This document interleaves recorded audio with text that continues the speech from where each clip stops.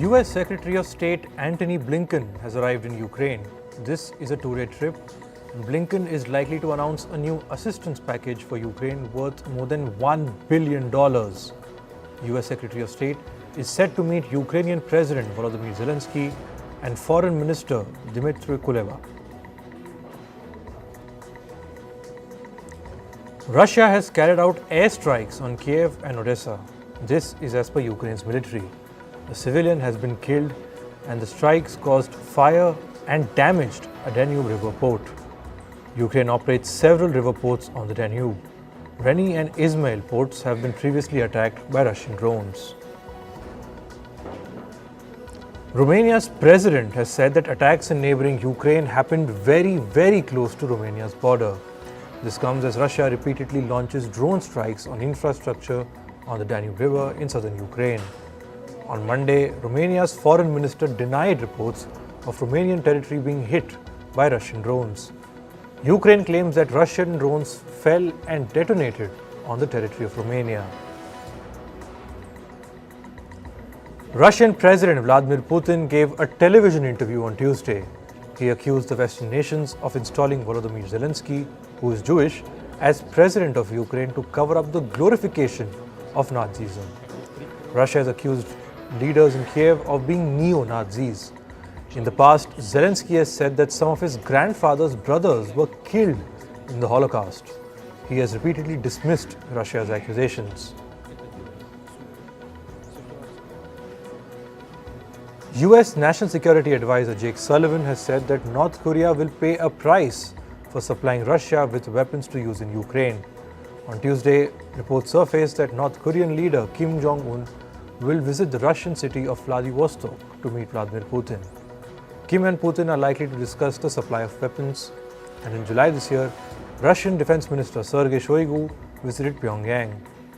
Kim showed him his banned ballistic missiles in an elaborate weapon display.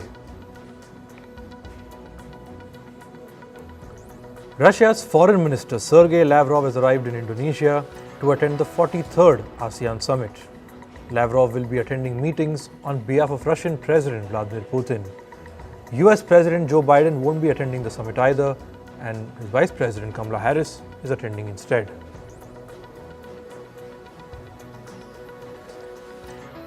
India's External Affairs Minister Dr. S. Jaishankar has spoken about Russian President Vladimir Putin and Chinese President Xi Jinping's decision to skip the G20 summit that New Delhi is hosting this week. Jaishankar said, and I quote, "Their decision has nothing to do with India. Whatever decision they make, they know best." He also said that G20 is a collaborative forum and not a platform for power politics. Jaishankar added that India has special responsibility in the changing world scenario. India's capital New Delhi is gearing up for the G20 summit. Nigerian President Bola Tinubu is the first head of state to arrive in India. This is his first visit to India since he took office in May 2023. Tinubu will deliver keynote address at the Nigeria-India Presidential Roundtable and the Nigeria-India Business Conference on the sidelines of the G20 summit.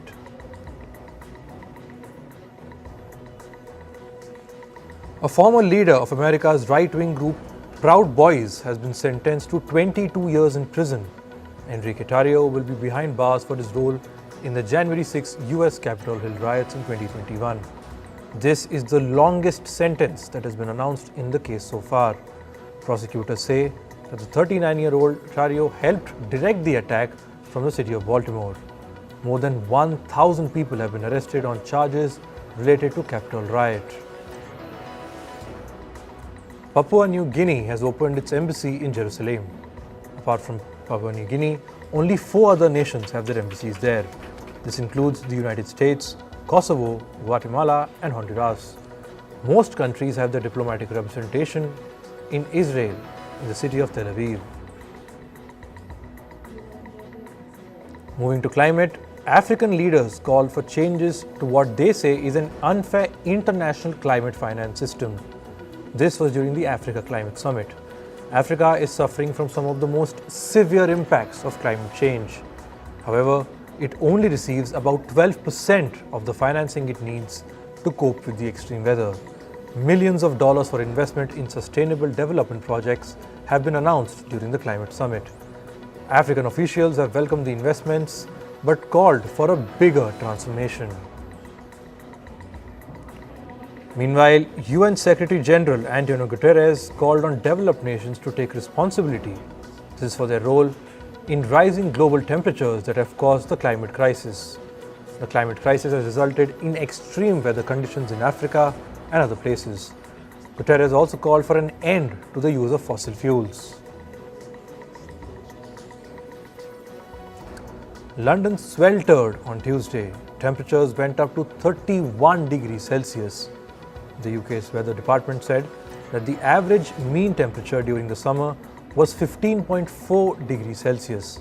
That's around 0.8 or 0.8 degrees Celsius warmer than average. The current heatwave in the UK follows periods of rain throughout July and August. A storm has battered parts of Greece. A man died after a wall collapsed in the bad weather. Torrential rains have flooded homes, businesses and roads. Strong water currents dragged away vehicles in the flooded country. The floods come shortly after Greece was ravaged by wildfires. In Bulgaria, 2 people were killed after torrential rains brought floods. Footage showed trailers and cars in the sea after being washed away by swollen rivers. A state of emergency has been declared in parts of Bulgaria. An extratropical cyclone has been battering southern Brazil. Officials say that the number of deaths in the region has gone up to 21. The cyclone has flooded homes and left rivers swollen. Video showed houses submerged by rising water, while streets and rivers were also flooded. Deforestation in Brazil's Amazon fell by 66% in August. This is its lowest level for the month since 2018. Deforestation in the Amazon has caused the loss of many species and their habitats. It has also led to an increase in carbon dioxide emissions. Brazil's President Lula da Silva has promised to end deforestation in the region by 2030. German Chancellor Olaf Scholz condemned protests staged by Greenpeace activists as quote-unquote irritating. This was at Munich's IAA car show. The Chancellor's tour of the car show was interrupted twice by protesters. They, as in the protesters, climbed on top of some BMW cars holding signs and shouting slogans. The activists were demanding additional investment in public transportation and green initiatives. The United Nations is warning against sand dredging. Dredging is the practice of removing silt and other materials from the bottom of water bodies. The UN says 6 billion tons of marine sand are being dug up each year. The UN says this could wipe out marine life. An Egyptian company has developed a biofertilizer using the black soldier fly. The insect is capable of consuming large quantities of organic residue and waste. This helps reduce carbon emissions, and its excretions can also be used as fertilizers. This is an alternative to chemical fertilizers, and it can also protect the environment.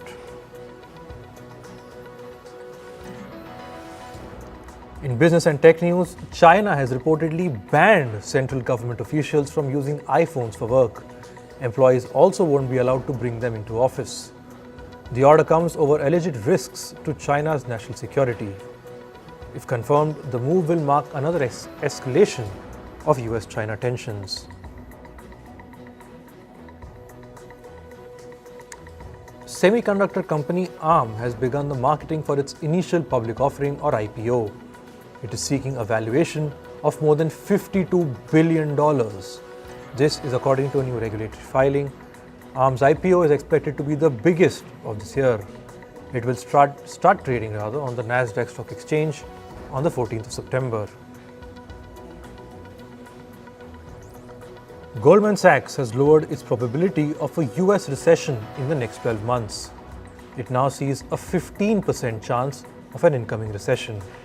This is a decrease from a previous estimate of 20%. The bank said that this was due to continued positive inflation and positive labour market data.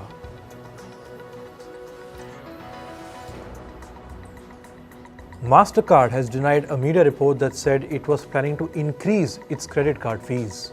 Last week, a report said that MasterCard is planning to increase their interchange fee. An interchange fee is the charge a merchant pays to the card issuing bank every time a consumer swipes their card. The report added that the fee changes were due to take effect from October. Now, MasterCard says that it will not happen.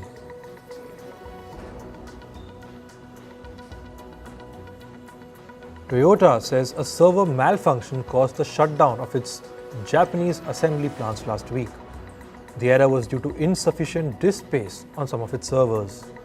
The issue occurred following regular maintenance work on the servers, and Toyota has reiterated that the shutdown was not due to a cyber attack. Reports say Tesla Shanghai is suing Bingling Intelligent Technology. It is a China-based chip designer and auto parts maker. Tesla has accused Bingling of tech secret infringement and unfair competition disputes. The case will be heard in the Shanghai Intellectual Property Court on the 10th of October. Google has tentatively reached a settlement in a lawsuit in the US. The suit accuses Google's Play Store of violating federal antitrust rules. It allegedly overcharged its customers on the Play Store. They blamed Google for abusing its dominant market position.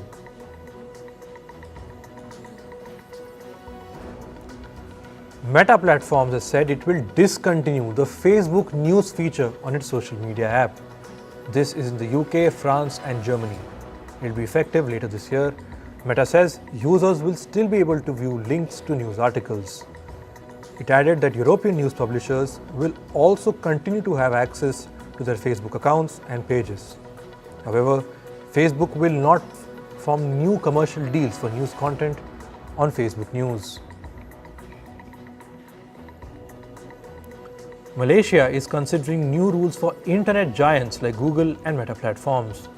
The country could ask them to compensate news outlets. This is for carrying content from their outlets on their platform.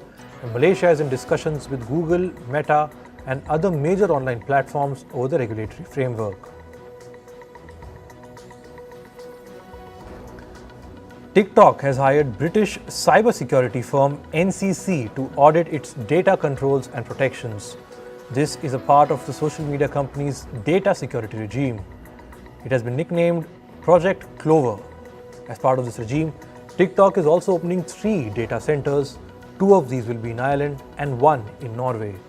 They will store the data of European and British users in Europe. Moving to sports, we start with cricket. Former Sri Lankan spinner Sachitra Senanayake has been arrested.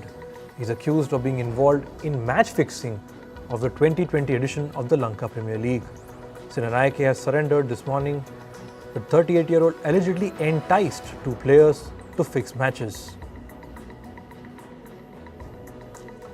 Sri Lanka beat Afghanistan by 2 runs in the Asia Cup match yesterday. With this, they have also booked a spot for the Super 4 stage of the tournament. Sri Lanka won the toss and chose to bat first. Afghanistan were chasing a target of 292. However, they were bowled out for 289 in 37.4 overs. Australia have announced their 15-member squad for the ICC Men's Cricket World Cup. They had previously named 18 players last month, but have brought it down to 15 now. All-rounder Aaron Hardy, pacer Nathan Ellis and spinner Tanveer Sangha were excluded from the list. Marnus Labuschagne is also not in Australia's World Cup squad. Meanwhile, Pat Cummins will continue to lead the side. In football, the Spanish Football Federation has chosen the first ever female coach for the women's team. Montotome will be now managing the women's squad, who will replace Jorge Vilda, who was fired recently. Vilda was sacked amid the ongoing kissing row that started after the country's football chief kissed a player at the FIFA Women's World Cup.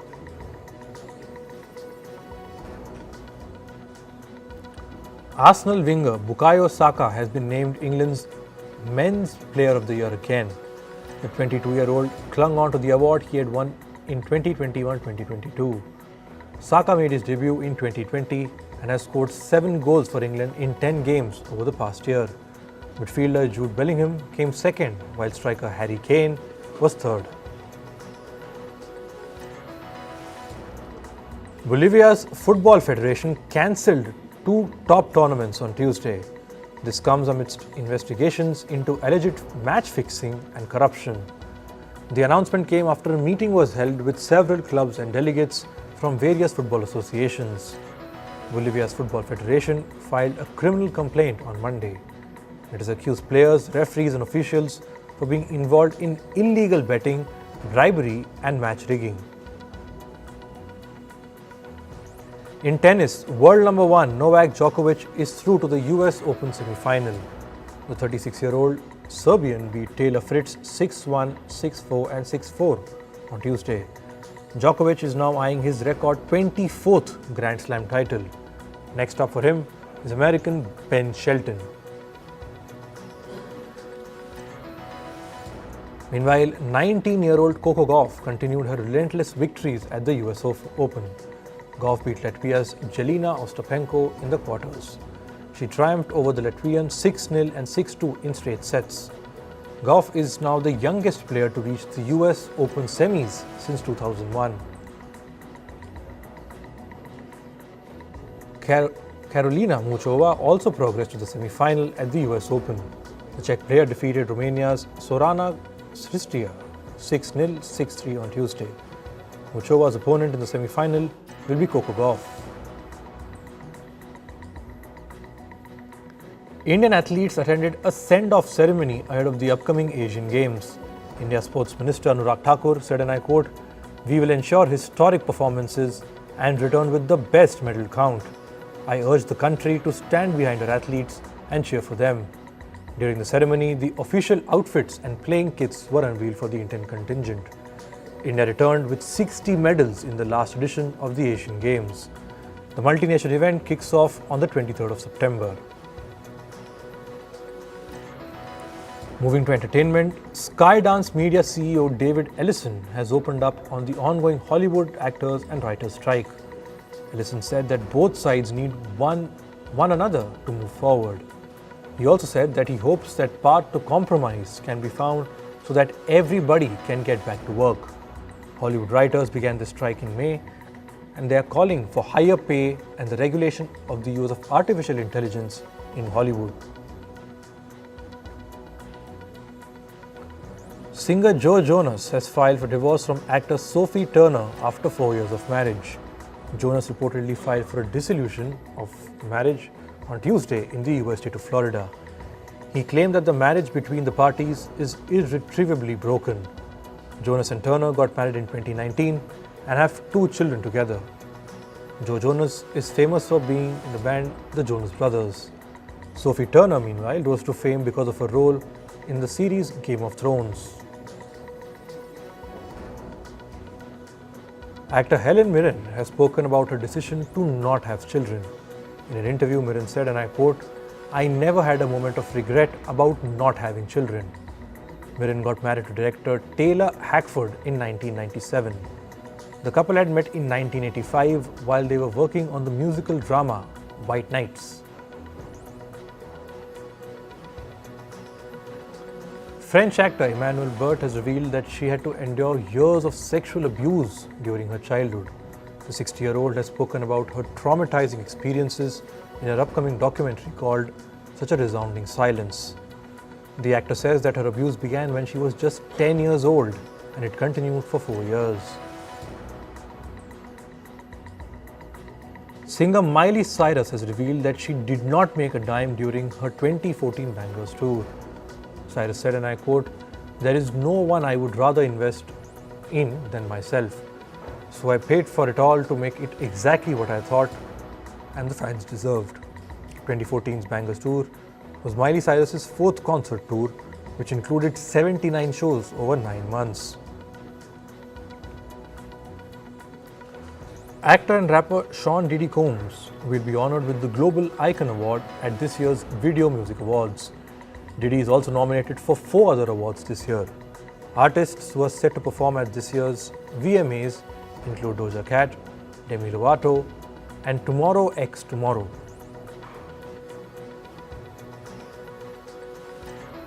K-pop band BTS's member V is all set for the release of his debut solo album called Layover. In an interview, V revealed that he shot one of his songs at his bandmate Jungkook's house. V and Jungkook are the youngest members of BTS and are reportedly close friends. Rock band Queen's late singer Freddie Mercury's iconic piano is set to be auctioned.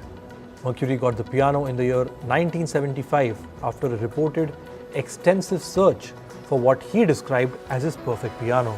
This piano played a major role in the making of the legendary singer's famous songs, including Bohemian Rhapsody. Late singer-songwriter Jimmy Buffett's sister has revealed that they both were diagnosed with cancer around the same time. Laurie Buffett McGuane said, and I quote, "Jimmy and I became closer because of our cancers. We talked before and after our scans, and we also shared a club that nobody wants to join, and I am thunderstruck that Jimmy did not make it." Jimmy Buffett died earlier this week because of a rare skin cancer. He was 76 years old. Actor Marcia de Ros has died at the age of 70. She was known for playing the role of Dr. Patricia Ludwig in the HBO series True Blood. De Ros was dealing with an illness for a long time, and her career in the entertainment industry began with her debut in 1981 with the movie Under the Rainbow.